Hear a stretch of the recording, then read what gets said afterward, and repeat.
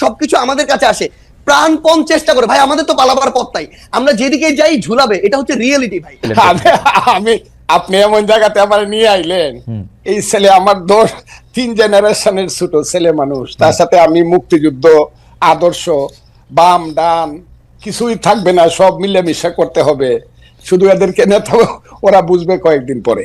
ওই যে এরা যেমন 6 মাস পরে বুঝছে যে একটা মুক্তিযুদ্ধ ছিল, তাদের নেতা মাহফুজ আলম বলছে 6 মাস লাগবে না, এরা 1 মাস পরেই বুঝবে আরো কি কয় এরা। আমি কথাটা বলে দিলাম, বাবারা তোমরা ভালো থাকো।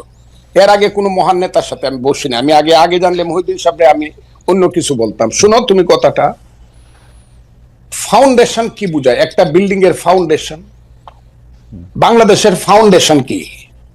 বাংলাদেশ নামটা কিভাবে হলো, কিসের মধ্য দিয়ে বাংলাদেশ? এটা তো নামটা ছিল। খালেদ মহিউদ্দিনের টকশোতে সার্জিস আলম এবং বিএনপি নেতা তার কথাগুলো আপনারা শুনেছেন ইতিমধ্যেই। খালেদ মহিউদ্দিনের টকশো মানেই নতুন কিছু, ভিন্ন কিছু।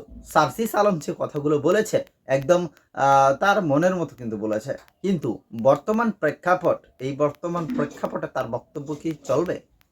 শেখ হাসিনা তার বাবা কি করে গেছে এই ৭১-এ, সেটা কিন্তু আমরা সকলেই জানি। কিন্তু এখন বর্তমানে হয়তো বা শেখ হাসিনা ভালো নেই, তার বাবা কিন্তু ঠিক ছিল।